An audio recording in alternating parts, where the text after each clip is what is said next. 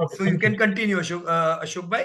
मैं भी point note करते जाऊंगा आपके, मैं भी नोट और पेन लेके बैठा हूँ। राइट। तो हम लोग आपके डेटा पे एक बार बातचीत कर लेते हैं। Okay sir. तो दोस्तों, सबसे पहले आज हम क्वार्टर थ्री के रिजल्ट की श्रृंखला की सबसे पहले दिन से शुरुआत कर रहे हैं प्रॉफिट फैमिली की ओर से। तो ये हमारा पहला सेशन है, और आज के बाद हम हर गुरुवार को ये श्रृंखला करने वाले हैं, सर ने हमें बताया है। तो सबसे पहले आज हम बात करने वाले हैं एसेट मैनेजमेंट की कंपनी के बारे में। यस दोस्तों, हम HDFC AMC की बात करने वाले हैं। तो यहाँ पर हम एएमसी एएमसी का ग्रोथ कैसा है, HDFC एएमसी का ग्रोथ क्या है, क्यों म्यूटेड था, अब आने वाले समय में क्या है, पोर्टफोलियो मैनेजमेंट और म्यूचुअल फंड के बारे में जो कुछ इंफॉर्मेशन है मैं आपको शेयर करने वाला हूँ। तो चलो देखते हैं। सबसे पहले तो कोई कोई भी कंपनी का जो कि एसेट मैनेजमेंट करता है, तो एसेट मैनेजमेंट यानी कि AUM, उसको जो AUM से जाना जाता है। जैसे कि AUM क्या, AUM यानी कि एसेट अंडर मैनेजमेंट, यानी कि कोई भी इन्वेस्टर और इंडिविजुअल व्यक्ति या फैमिली अपनी जो वैल्यू, जो अपना जो फंड है, किसी को, यानी कि कोई ब्रोकर को देता है, कोई वेंचर कैपिटल को देता है, कोई म्यूचुअल फंड को, किसी व्यक्ति को, तो ये अपना जो फंड है उसको मैनेज करने के लिए देता है, और वो फंड को मैनेज करके उसके अंदर एक अर्निंग का जनरेट करके वो जो इन्वेस्टर है उसको प्रदान करता है। तो वो जो अपना जो जो दूसरों का फंड है उसको मैनेज करता है, उसको बोलते हैं, उसकी मार्केट वैल्यू को बोलते हैं AUM। तो चलो आगे देखते हैं।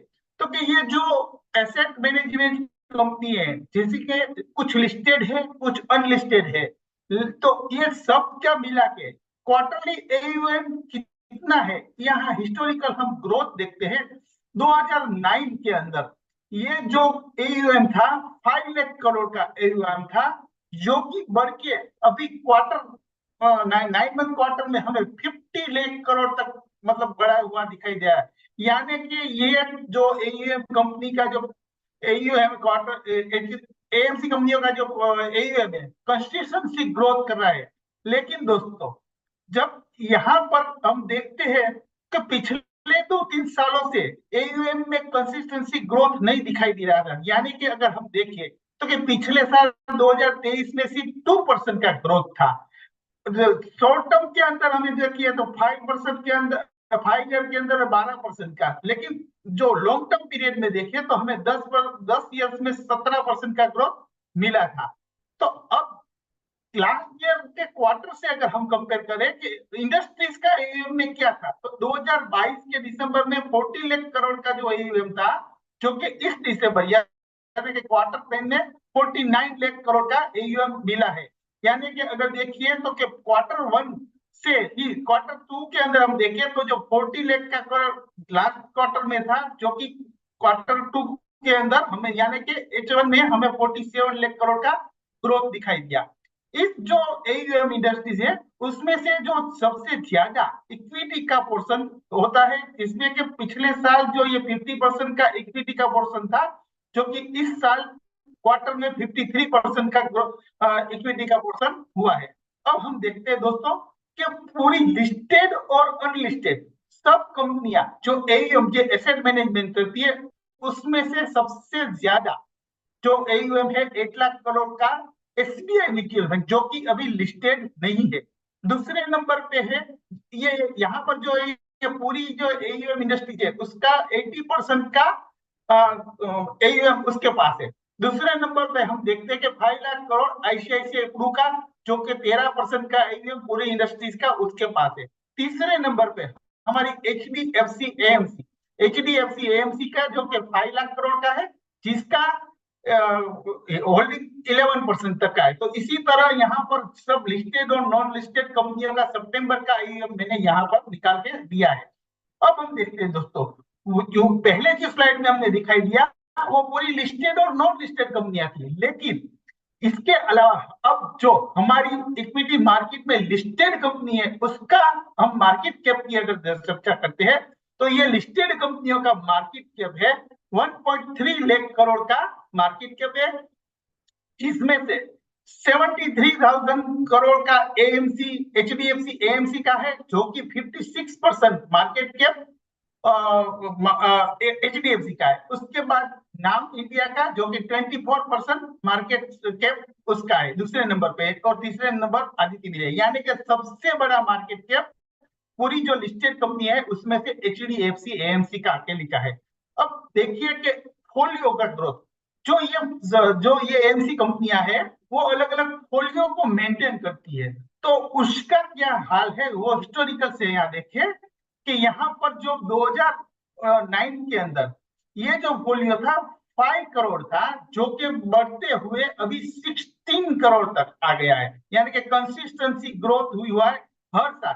यहाँ पर हम देखिए 2009 से लेके 2016 तक सिर्फ 5 लाख करोड़ का ग्रोथ था, लेकिन 17 के बाद यहाँ पर हमें 6 से लेके 9 करोड़ तक का ग्रोथ दिखा है। लेकिन कोविड के बाद हमें इस जो फोलियो है उसमें जबरदस्त इजाफा होता हुआ दिखा है। यानी कि हमें 21 में 12 करोड़ का फोलियो जनरेट हुआ है दिखा, लेकिन फिर से 21 से 23 तक हमें कंसिस्टेंसी ग्रोथ तो मिला ही है।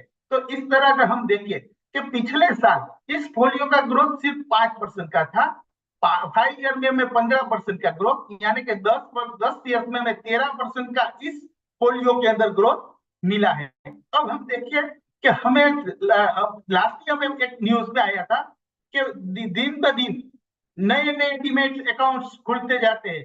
तो यहाँ पर पिछले दिसंबर में 40 लाख डीमैट अकाउंट एक दिसंबर एक महीने में हुआ है। यानी कि 13 लाख 1 करोड़ 39 लाख जो है अकाउंट अभी दिसंबर तक के बन गए हैं।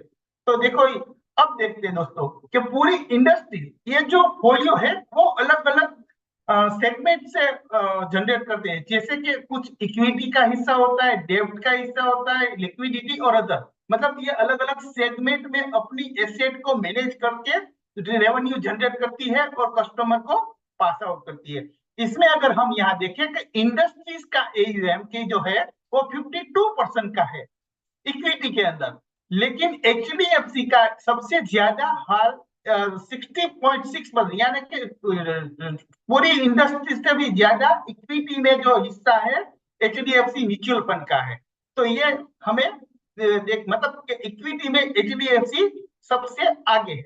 अब हम देखें फिजिकल ब्रांचेस वाइज, देखिए एचडीएफसी का तो सबसे बड़ी जो ब्रांच, ज्यादा ब्रांच है वेस्ट के अंदर है, 73 ब्रांचेस एचडीएफसी की 73। बाकी अलग अलग रीजन में देखिए तो 44 से 56 तक की ब्रांचेस है। अब फुटप्रिंट को देखिए, मतलब ब्रांचेस में लोगों ने कितने लोगों ने विजिट किया, तो 2018 के अंदर 210 लोगों का था, जो कि 2023 में हमें 228, मतलब इसमें भी इजाफा हो रहा है। लेकिन दोस्तों अभी ज्यादातर काम ऑनलाइन ही हो रहे हैं। इसी तरह अगर हम देखिए ये नंबर ऑफ, मतलब मार्केट शेयर में किसको एचडीएफसी को कितना शेयर मिला है, तो यहाँ पर हम देखिए क्वार्टर टू क्वार्टर जो ये पहले 11% का मार्केट शेयर था दिसंबर 2022 में, मतलब पिछले क्वार्टर में, तो ये इस क्वार्टर में इसका मार्केट शेयर बढ़कर 11.2% पर आ गया है। अब हम देखते हैं इंडिविजुअल एचडीएफसी का एयूएम कितना था, इनका हिस्टोरिकल ग्रोथ कितना हुआ। यानी कि हम देखते हैं कि 2015 में 1.5 लाख करोड़ का एयूएम था, जो कि जनरेट होते हुए अभी 2023 में 4.5 लाख करोड़ तक पहुंच गया है। यानी कि ये इन 15 से 23 तक 33% का एयूएम ग्रोथ हुआ है। कंसिस्टेंसी उसमें इजाफा हो रहा है, ये इसके हिस्टोरिकल वैल्यू से पता चलता है।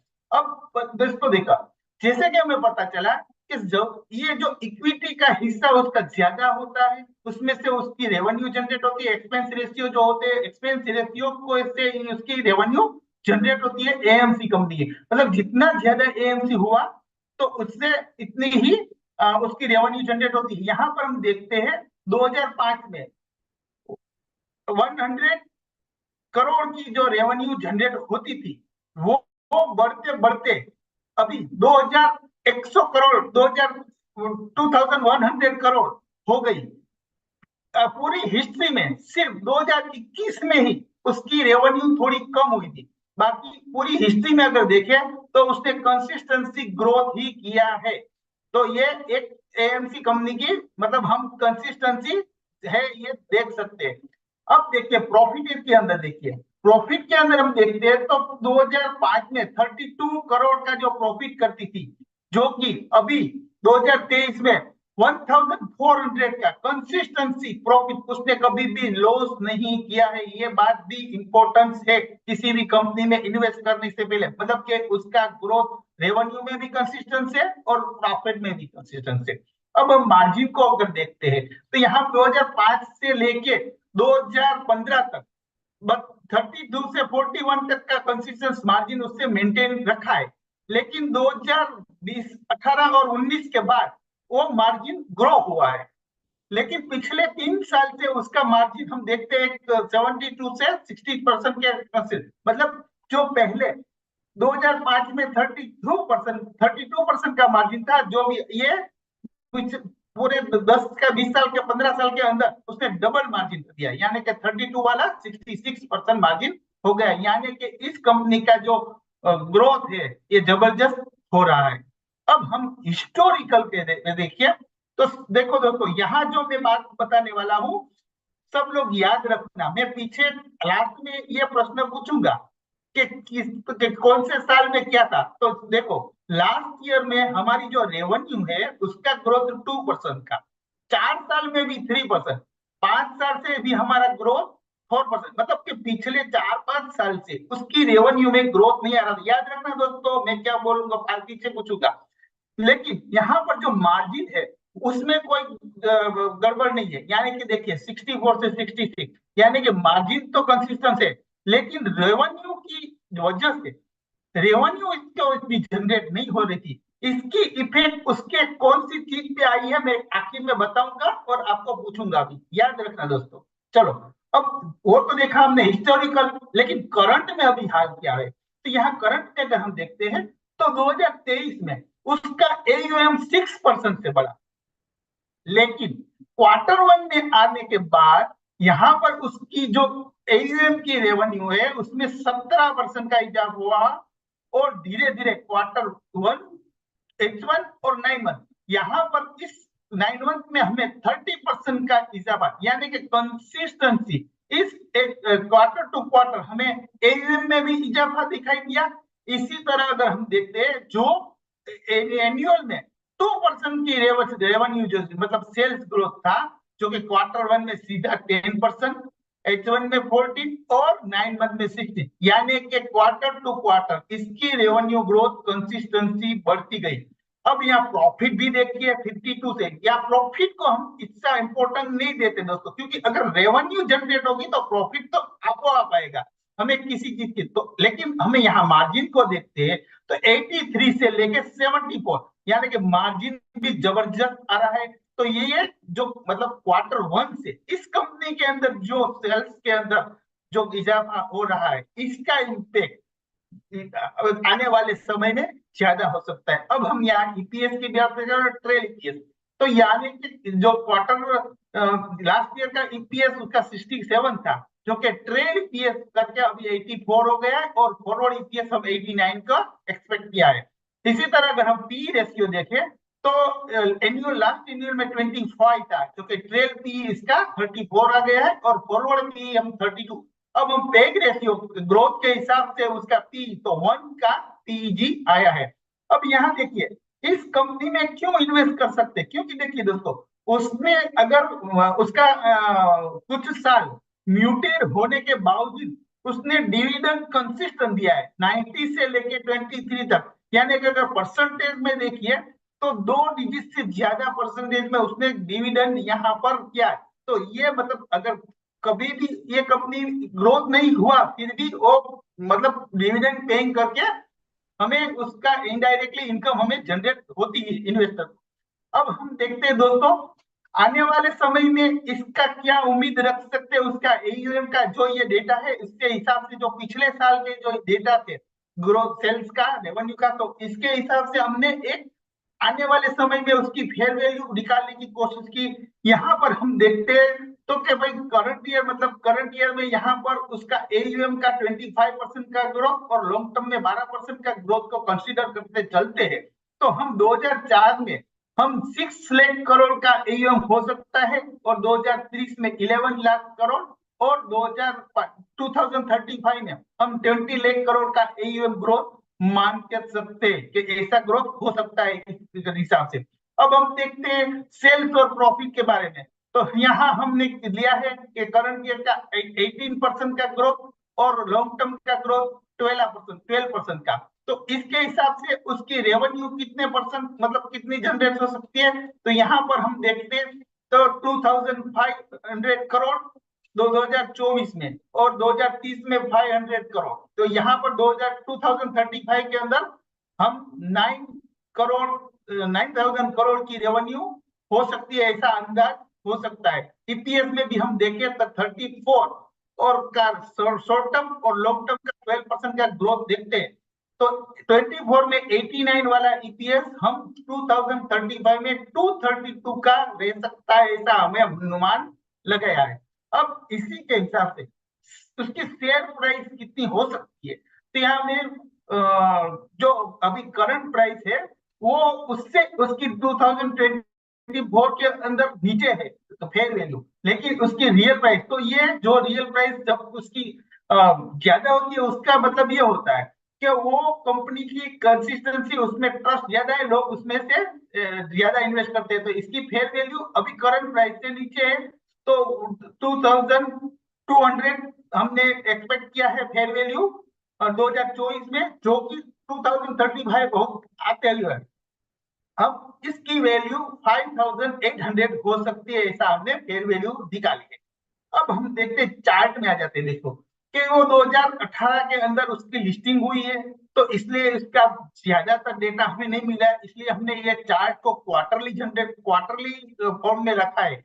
तो यहाँ पर देखिए दोस्तों, मैंने पूछा था पहले आपको जब ग्रोथ के समय में, अगर किसी को याद है कि पिछले 3-4 साल से उसका ग्रोथ नहीं आ रहा था, तो उसकी इफेक्ट उसके वैल्यूएशन उसकी प्राइस में दिखाई दे रही है। देखो दोस्तों, यहाँ पर गिरावट आ रही थी, पहले जो बढ़ा हुआ था, लेकिन पिछले 2 साल से यहाँ पर हमें कोई ग्रोथ दिखा रही है, गिरावट आ रही है। तो इसकी वजह यह थी कि उसकी जो रेवेन्यू मतलब उसका ग्रोथ था वो म्यूटेड था, उसकी वजह से उसकी इफेक्ट उसके प्राइस में भी आने लगी। लेकिन देखिए 2013 यानी कि पिछले 2-3 क्वार्टर से जो ग्रोथ हमें मिला है, उसकी डायरेक्ट उसकी प्राइस में उसके चार्ट में दिखाई दे रही है। यानी कि आने वाले समय में हम ये उम्मीद कर सकते हैं कि जो उसने पिछले हाई है उसको ब्रेक करेगा, तो अगर हमें परचेस करना है तो हो सकता है किसी भी वजह से किसी भी गिरावट में अगर उसके पिवोट लेवल यानी कि 2700 तक आए, तो डेफिनेटली उसमें इन्वेस्ट करना है। और आने वाले 2-3 साल में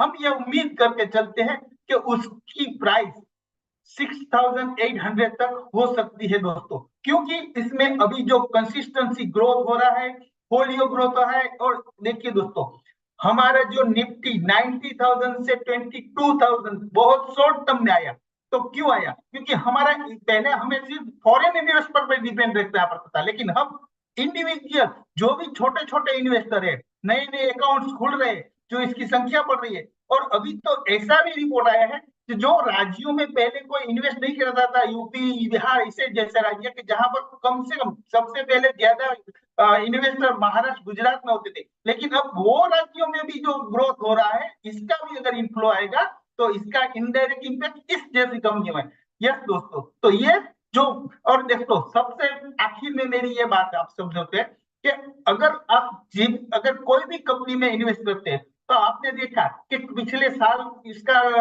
म्यूटेड था, तो हर क्वार्टर में हमारी जो इन्वेस्ट की हुई कंपनी है उसका रिजल्ट देखना है, उसका सेल्स ग्रोथ देखना है, कि अगर उसमें कोई उतार चढ़ाव है तो हमें उसको अलर्ट हो जाना है कि चलो अभी हमें उसमें से थोड़ा कम करना है कि ज्यादा करना है कि कंसिस्टेंट रखना है।